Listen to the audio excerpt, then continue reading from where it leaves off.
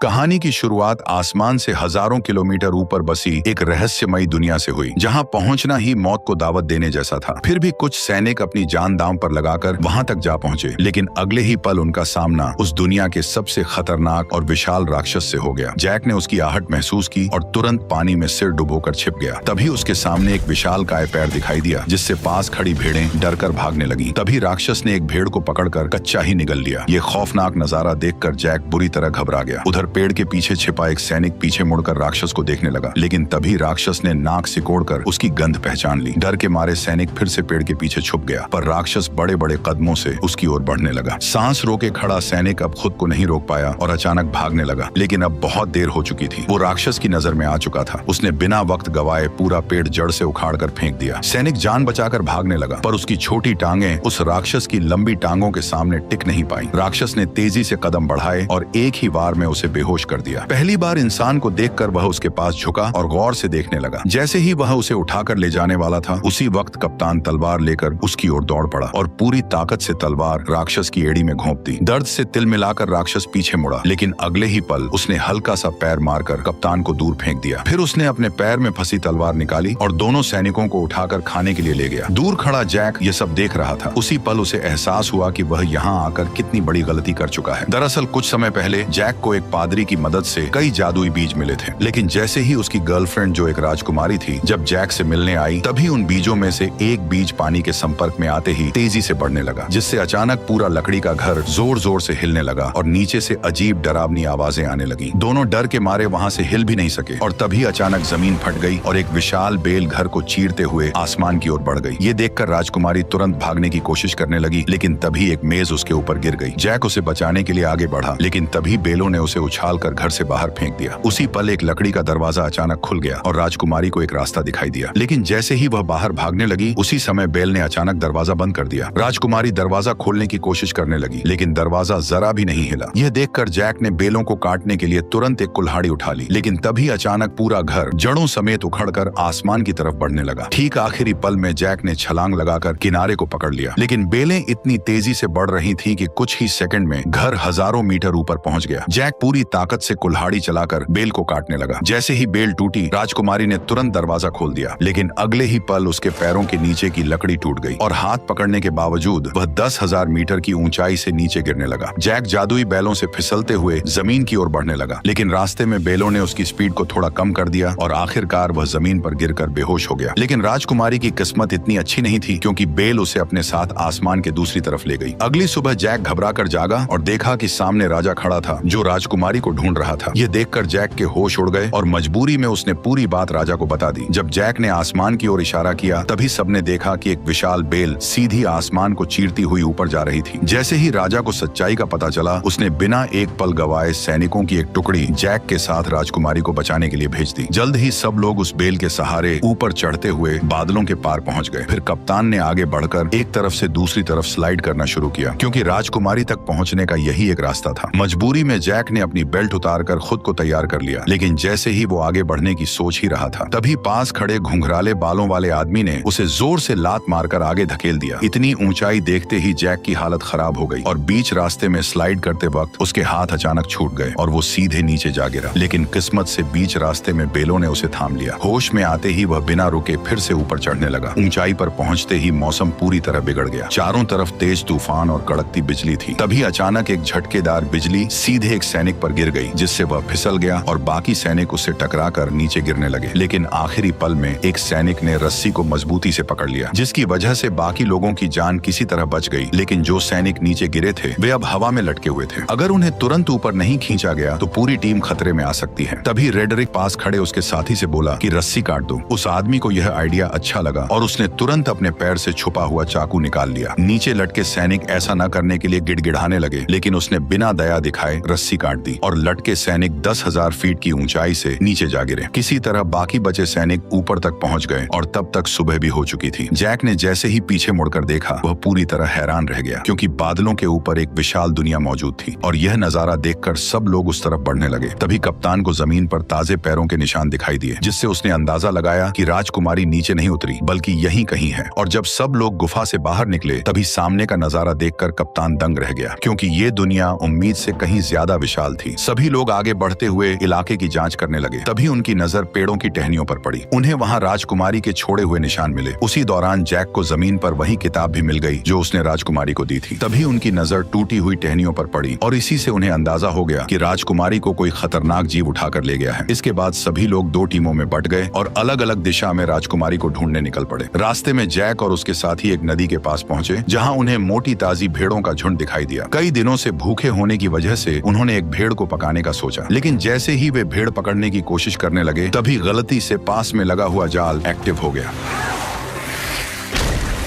Jack ने तुरंत अपना चाकू निकाला और पूरी ताकत से जाल काटने लगा। उधर कप्तान भी रस्सी काटने की कोशिश कर रहा था, लेकिन तभी उसकी नजर एक अजीब चीज पर पड़ी। पास के सारे कौवे अचानक घबराकर उड़ गए और सारी भेड़ें भी एक साथ दूसरी दिशा में भागने लगी। कप्तान को कुछ शक हुआ, पर वो फिर भी रस्सी काटता रहा और जैसे तैसे वे दोनों जाल से निकल आए। लेकिन तभी जंगल से डरावनी आवाज गूंज उठी और उसी पल एक विशालकाय दानव उनके सामने आया और दोनों सैनिकों को पकड़कर अपने साथ ले गया। जैक चुपचाप दानव के पीछे पीछे चलने लगा ताकि सही मौका मिलते ही वो साथियों के साथ राजकुमारी को भी बचा सके। दूसरी तरफ रेडरिक दोनों सैनिकों के साथ एक चट्टान के किनारे पर पहुंच गया। गंजे आदमी को लगा कि इस तरह ढूंढते रहना बेकार है और वह कोई दूसरा रास्ता खोजने के लिए आगे बढ़ने लगा। लेकिन तभी रेडरिक ने अपनी चाल चल दी। अरे देखो, वो रही इज़ाबेल। जैसे ही गंजा आदमी वापस मुड़कर चट्टान के पास आया तभी रेडरिक ने मौके का फायदा उठाकर उसे सीधे गहरी खाई में धक्का दे दिया। यह देखकर रेडरिक का दोस्त जोर जोर से हंसने लगा। तभी एक विशाल हाथ ने अचानक उसे पकड़ लिया।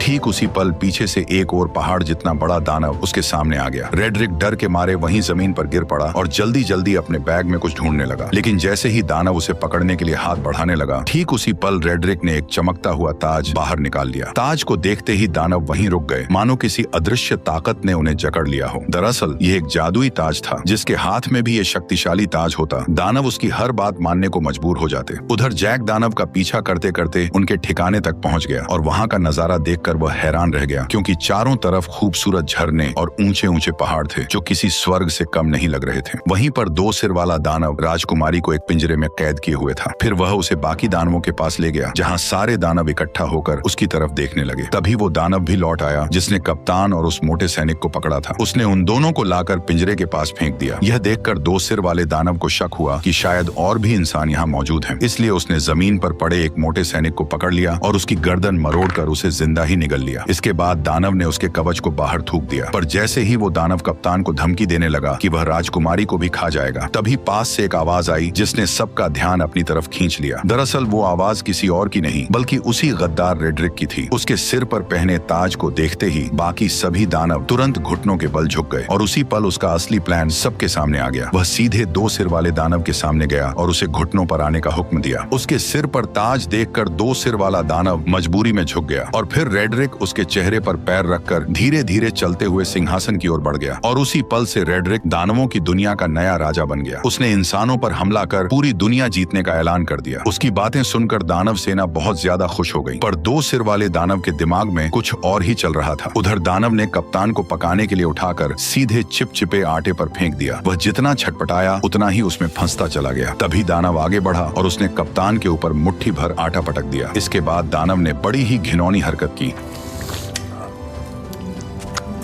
दानव ने कप्तान को मोड़कर एक तरफ रख दिया। तैयारी के बाद केवल सब्जियां डालना बाकी था। जैसे ही वह सब्जियां लेने गया उसी समय जैक चुपके से वहां आ पहुंचा। जैक को देखकर राजकुमारी बेहद खुश हो गई, लेकिन उसने तुरंत उसे इशारे से चुप रहने को कहा। उधर दानव अब भी उलझा हुआ था और इसी बीच जैक धीरे धीरे राजकुमारी के पास पहुंच गया। उसने पिंजरे का लॉक खोलने की कोशिश की, लेकिन यह उसके बस की बात नहीं थी। तब राजकुमारी ने उसे पहले कप्तान को बचाने के लिए कहा, जिसे दानव ने सुअरों के साथ लाइन में रखा था। जैक तुरंत उसके पास पहुंचा और चाकू निकालकर उसे उस चिपचिपे आटे से अलग करने लगा। उसी समय दानव मसाला लेकर वापस आने लगा। ये देखकर जैक ने जल्दी से चाकू कप्तान को पकड़ा दिया और खुद छिप गया। खुशकिस्मती से दानव को कुछ भी शक नहीं हुआ। उसने कुछ नुकीली लकड़ियां उठाई और कप्तान की आंखों के सामने पास पड़ी सुअर में घुसा दी। जो सुअर अभी तक चिल्ला रही थी वह तुरंत शांत हो गई। अब अगला नंबर कप्तान का था। दानव ने बिना दया दिखाए वार किया, लेकिन वह थोड़ा सा चूक गया, वरना कप्तान की आने वाली पीढ़ी का नामो निशान मिट जाता। ये देखकर कप्तान डर के मारे बेहोश हो गया। फिर दानव ने उन सभी को उठाकर पास जल रहे भट्ठे में रख दिया। अब उन्हें बचाने वाला एकमात्र जैक ही था। इस समय जैक लोहे की रिंग के ऊपर पहुंच चुका था और दानव को उसकी भनक तक नहीं थी। तभी दानव ने एक तेज धार वाला चाकू उठाया और सीधे राजकुमारी की ओर बढ़ गया। उसने बिना देर किए हाथ अंदर डालकर राजकुमारी को बाहर निकाल लिया और टेबल पर रखकर उसे काटने की तैयारी करने लगा। लेकिन तभी जैक ने चुपके से पास रखा एक भारी चाकू उठा लिया। बेखबर दानव राजकुमारी पर वार करने ही वाला था। तभी जैक ने छुरी सीधी उसकी रीढ़ में घोंप दी। दर्द से दानव जोर जोर से चिल्लाने लगा, लेकिन जैक छुरी को मजबूती से पकड़े रहा। तभी दानव बेकाबू होकर दीवार से जा टकराया और वहीं मारा गया। यह देखकर राजकुमारी और कप्तान दोनों हैरान रह गए। इसके बाद वे तीनों तुरंत उस जादुई बेल के पास पहुंच गए, लेकिन वहां पहले से ही एक दानव पहरा दे रहा था जिसे रेड्रिक ने भेजा था। तभी जैक के दिमाग में एक अजीब आइडिया आया। वो एक मधुमक्खियों का छत्ता लेकर कप्तान के साथ धीरे धीरे उस दानव के पास पहुंच गया। फिर कप्तान ने दानव का हेलमेट उठाया और जैक ने छत्ता उसके अंदर पटक दिया। दानव अभी भी बेफिक्र सो रहा था और उसे जरा भी अंदाजा नहीं था कि उसके साथ क्या होने वाला है। जैसे ही जैक ने छत्ता अंदर रखा, तभी कप्तान ने तुरंत हेलमेट बंद कर दिया और फिर दोनों तेजी से वहां से भागकर पास की चट्टान के पीछे छिप गए और इंतजार करने लगे। कुछ ही देर में दानव मधुमक्खियों के डंक से तड़प कर उठ खड़ा हुआ और दर्द से छटपटाते हुए अपने शरीर को झटकने लगा। लेकिन जितना ज्यादा वह तड़प रहा था, मधुमक्खियां उतनी ही ज्यादा उस पर हमला कर रही थी। घबराकर दानव वहां से भागने लगा, लेकिन फिसलकर पत्थरों से टकरा गया और फिर वह लुढ़कता हुआ चट्टान के किनारे तक पहुंच गया। ऐसा लग रहा था कि अब वह गिरने ही वाला है। तभी अचानक उसने अपना हेलमेट उतार दिया। यह देखकर तीनों एक पल के लिए चौंक गए, लेकिन तभी एक मधुमक्खी सीधे उसकी तरफ उड़ती हुई आई और अगले ही पल उसने दानव को जोर से डंक मार दिया, जिससे वह कंट्रोल खो बैठा और सीधे नीचे जा गिरा। यह देखकर तीनों लोग खुशी से झूम उठे। उन्हें यकीन नहीं हो रहा था कि उन्होंने इतनी आसानी से इतने बड़े दानव को हरा दिया। इसके बाद तीनों ने तुरंत वहां से निकलने का फैसला किया, लेकिन अचानक कप्तान रुक गया। उसने बताया कि उसे रेड्रिक से ताज छीनने के लिए यही रुकना पड़ेगा। इसलिए जैक उसे चाकू थमाकर राजकुमारी के साथ नीचे उतरने लगा। उसी समय दानव बैलों से टकराते हुए आखिरकार नीचे आ गिरा। तेज आवाज सुनकर राजा तुरंत अपने टेंट से बाहर आया और इस खतरनाक दानव को देखकर घबरा गया। अचानक गांव के लोग भी वहां इकट्ठा हो गए। तभी राजा ने ना चाहते हुए प्रजा की भलाई और दानवों को यहाँ आने से रोकने के लिए एक बड़ा फैसला लिया। उसने तुरंत जनरल को बेल काट डालने का आदेश दे दिया। सैनिकों ने विशाल लोहे की कीलें उस बड़ी बेल में ठोक दी, फिर उन पर मजबूत हुक लगा दिए और कुछ बैलों और घोड़ों की मदद से उसे खींचना शुरू कर दिया। धीरे धीरे वह विशाल बेल जड़ों समेत हिलने लगी, लेकिन इससे पास खड़े सैनिक अचानक खतरे में आ गए। तभी अचानक बीच वाली मोटी बेल भी टूटने लगी। ऊपर खड़े सैनिक नीचे गिरने लगे, जिससे चारों तरफ अफरा तफरी मच गई। उधर जैक और राजकुमारी बेल के सहारे नीचे उतर रहे थे, लेकिन जैसे ही उन्होंने नीचे नजर डाली तो वे डर के मारे घबरा गए, क्योंकि बेल बेकाबू हो चुकी थी और किसी भी पल गिर सकती थी। उसी समय जैक ने मौका देखकर राजकुमारी को कसकर पकड़ा और तेजी से एक लटकती डाल को थाम लिया। दोनों हवा में झूलते हुए तेजी से नीचे की ओर बढ़ने लगे। आखिरकार जब वे नीचे गिरे तो घास के ढेर ने उनकी रफ्तार कम कर दी और इस तरह दोनों सही सलामत जमीन पर पहुंच गए। ठीक उसी पल रेड्रिक ने सभी दानवों को इकट्ठा कर इंसानों पर हमला करने की तैयारी की। तभी दो सिर वाले दानव को इंसान का आभास हुआ, जिससे कप्तान छिप गया। तभी रेड्रिक ने आगे बढ़ते हुए बैल उगाने वाले जादुई बीज निकाले, लेकिन तभी अचानक कप्तान उस पर टूट पड़ा, जिससे जादुई बीज चट्टान पर ही छूट गए और रेड्रिक सीधे नीचे गड्ढे में जा गिरा। रेड्रिक डर के मारे दानवों को पुकारने लगा, जबकि कप्तान उसके सामने लड़ने के लिए तैयार खड़ा हो गया। तभी दो सिर वाले दानव ने बाकी दानवों को उसे बाहर निकालने का आदेश दिया। दानव चट्टानों को तोड़ने लगे और नीचे कप्तान और रेड्रिक के बीच लड़ाई शुरू हो गई। रेड्रिक ने अपनी लंबी तलवार के सहारे कप्तान को गिरा दिया और उसका हथियार दूर जा गिरा। इसके बाद उसने मौका पाकर लगातार हमले शुरू कर दिए, लेकिन कप्तान ने किसी तरह उसका वार रोक लिया और दोनों के बीच ताकत की लड़ाई शुरू हो गई। जल्द ही कप्तान कमजोर पड़ने लगा और रेड्रिक ने उसे पानी में डुबो दिया। तभी अचानक उसकी नजर उस चाकू पर पड़ी जो उसकी तरफ बहकर आ रहा था। कप्तान ने सही मौके पर उसे दांतों से पकड़ लिया और तुरंत रेड्रिक के चेहरे पर वार कर दिया। अचानक हुए हमले से रेड्रिक का गुस्सा फूट पड़ा। उसने अपने हथियार के दम पर कप्तान को पीछे धकेल दिया। कप्तान मजबूर होकर पीछे हटता गया और आखिरकार किनारे तक पहुंच गया। तभी रेड्रिक ने उसे एक जोरदार लात मारकर नीचे गिरा दिया, लेकिन कप्तान ने किसी तरह चट्टानों को पकड़ लिया। रेड्रिक तलवार को उसके हाथों में चुभोने लगा ताकि वह खुद नीचे गिर जाए, लेकिन उसने कप्तान की ताकत को कम आंका था। जैसे ही वह फिर से हमला करने लगा, कप्तान ने उसी के हथियार को पकड़कर उसी की टांग में घोंप दिया। दर्द से रेड्रिक जोर जोर से चिल्लाने लगा और इसी मौके का फायदा उठाकर कप्तान ने तलवार रेड्रिक के पेट में घोंप दी। अचानक हुए हमले की वजह से रेड्रिक ने वहीं दम तोड़ दिया। उसके मरते ही ताज की जादुई ताकत भी खत्म हो गई। कप्तान किसी तरह ऊपर चढ़ आया और ताज वापस लेने के लिए आगे बढ़ा, लेकिन तभी ऊपर की गुफा टूट गई और दो सिर वाला दानव उससे पहले ही ताज उठा ले गया। उसने ताज अपनी उंगली में पहन लिया और खुद को नया राजा घोषित कर दिया। ताज पहनते ही उसकी ताकत फिर से लौट आई। यह देखकर बाकी दानवों ने भी अपने घुटने टेक दिए। तभी कप्तान ने देखा कि धरती पर लौटती हुई वह एकमात्र बेल अब कभी भी टूटकर नीचे गिर सकती है, इसलिए उसने बिना देर किए सीधे बेल पर छलांग लगा दी। बेल तेजी से किले की ओर बढ़ने लगी। कप्तान ने सही समय समय का फायदा उठाया और छलांग लगाकर सीधे पानी में कूद गया। दो सिर वाले दानव ने जब देखा कि इंसानों की दुनिया तक जाने का रास्ता टूट चुका है तो वह गुस्से से गरज उठा। तभी अचानक छोटे सिर ने जमीन पर पड़े उस थैले की ओर इशारा किया जिसमें जादुई बीज भरे हुए थे। दो सिर वाले दानव ने उसे उठाया और अपने हाथ में खोल लिया। उसमें कुल 4 जादुई बीज थे। यह देखकर वह खुशी से झूम उठा। उसने तुरंत एक फूंक मारकर उन बीजों को पानी में फेंक दिया। जैसे ही बीज पानी से टकराए वे तुरंत उगने लगे और अगले ही पल जमीन को चीरती हुई 4 विशाल बेलें बाहर निकल आईं। इसके बाद दो सिर वाले दानव ने जोर से आदेश दिया और सभी दानव उस बेल पर चढ़कर इंसानों की दुनिया की ओर बढ़ने लगे। आखिरी पल में दो सिर वाला दानव भी छलांग लगाकर नीचे कूद पड़ा। वो बेलों के जरिए फिसलते हुए जमीन की ओर बढ़ने लगा। उसी समय जैक घोड़े को पानी पिला रहा था। तभी अचानक उसकी नजर आसमान की ओर गई। उसने देखा कि सभी दानव तेजी से नीचे की ओर बढ़ रहे हैं। बिना एक पल गवाए वह घोड़े पर सवार होकर राजा को चेतावनी देने निकल पड़ा। उधर राजा की सेना आराम से किले की ओर बढ़ रही थी। तभी जैक की नजर सेना पर पड़ गई। वो जोर जोर से चिल्लाने लगा कि दानव आ रहे हैं, लेकिन राजा को अब भी कुछ समझ नहीं आया। तभी पीछे के जंगल से अचानक कई दानव निकल आए और जहाँ जहाँ वे जा रहे थे वहाँ सब कुछ तहस नहस कर रहे थे। कोई भी उन्हें रोक नहीं पा रहा था। जल्द ही दानव सेना पास आ गई और उन्होंने एक सैनिक को पकड़कर जिंदा निगल लिया। घोड़े पर सवार लोग भी उनकी रफ्तार से नहीं बच पाए। इस वक्त इंसान उनके सामने बिल्कुल बेबस थे। तभी एक गोल चेहरे वाले दानव ने पास की पवन चक्की का पंखा तोड़कर राजकुमारी की तरफ फेंक दिया, जो जमीन पर गिरते ही सब कुछ चकनाचूर कर गया और राजा का ताज भी गिर पड़ा। उधर किले पर तैनात सैनिकों ने राजा की सेना को आते देखा और उन्होंने तुरंत अंदर युद्ध की तैयारी की खबर भेज दी। कप्तान ने तुरंत सभी सैनिकों की मदद से खाई में तेल डलवा दिया ताकि दुश्मनों को रोका जा सके। जैसे ही राजा की सेना किले के पास पहुंची, उसने तीर चलाने का आदेश दे दिया और देखते ही देखते सैकड़ों जलते हुए तीर दुश्मनों की ओर छोड़ दिए गए। जैसे ही ये तीर तेल से टकराए, चारों तरफ आग भड़क उठी और इसी बीच राजा की सेना सुरक्षित किले के अंदर पहुंच गई। राजकुमारी को सही सलामत देखकर कप्तान ने तुरंत किले के दरवाजे बंद करने का आदेश दिया, लेकिन उसी समय जैक अभी भी बाहर था और दानव उसके पीछे पड़े हुए थे। जैसे ही किले का दरवाजा बंद होने लगा, तभी जैक घबरा गया, लेकिन आखिरी पल में वह अपने घोड़े के साथ छलांग लगाकर अंदर घुस आया। हालांकि उसके पीछे पीछे दो सिर वाला दानव भी दरवाजे पर चढ़ आया, लेकिन तभी कप्तान ने उस पर हमला बोल दिया और वह सीधे आग की जलती लपटों में जा गिरा।